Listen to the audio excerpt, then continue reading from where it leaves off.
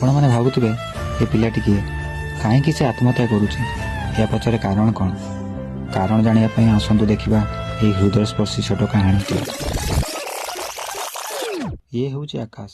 ଆଖିରେ ବିରାଟ ସ୍ୱପ୍ନ ଦେଖୁଛି ସେ। ତାର ଗୋଟିଏ ମାତ୍ର ସ୍ୱପ୍ନ ଅଛି ଯେ ସେ ଯେମିତି ଭାରତୀୟ ଫୁଟବଲ ଦଳରେ ସ୍ଥାନ ପାଇ ଆନ୍ତର୍ଜାତିକ ସ୍ତରରେ ଫୁଟବଲ ଖେଳିବ ଏବଂ ତାର ଭାଇ ପାଇଁ ସେ ସବୁକିଛି କରିବ। ଇଏ ହେଉଛି ଆକାଶର ଭାଇ ପ୍ରକାଶ। ନାମ ଯେମିତି କାମ ବି ସେମିତି। ଅନ୍ଧାରକୁ ଆଲୁଅ ଦୂର କଲା ପରି ପ୍ରକାଶ ସମସ୍ତଙ୍କୁ ସାହାଯ୍ୟ କରେ। ସମସ୍ତଙ୍କ ଦୁଃଖରେ ଅସୁବିଧାର ସମୟରେ ଛିଡ଼ା ହୁଏ। ପୁରା ଗୋଟିଏ ଚାଉଳରେ ଗଢ଼ା ମଣିଷଟିଏ। କିନ୍ତୁ ତାର ଗୋଟିଏ ବଡ଼ ଦୁଃଖ, ସେ ଛୁଆଟେ ବେଳରୁ ତାର ବାପା ମାଆଙ୍କୁ ହରାଇ ବସିଛି। ନିଜେ ମୂଲ ଲାଗି ବହୁତ ଦୁଃଖ କଷ୍ଟରେ ତା ଭାଇକୁ ବଡ଼ କରିଛି।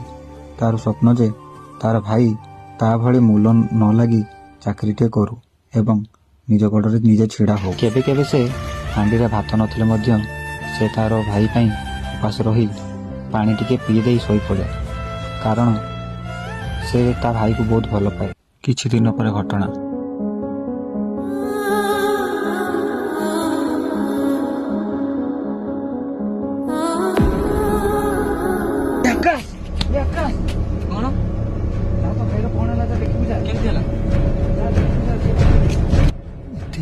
ଏତେ ବଡ଼ କଥା ମୁଁ କେମିତି ଜାଣିପାରିଲି ନାହିଁ।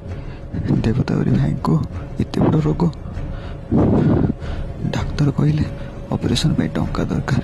ଏତେ ଟଙ୍କା ଆଣିବି କେଉଁଠୁ? ମୁଁ ନା ଏ କୂଳକୁ ହେଲି ନା ସେ କୂଳକୁ ହେଲି। ଏମିତି ଜୀବନ ରହି ଲାଭ କ'ଣ? ତାଠୁ ଭଲ ଆତ୍ମହତ୍ୟା କରିଦେବା ଏଠି ଭଲ। ସବୁ ସମସ୍ୟାର ସମାଧାନ ହୋଇଯିବ।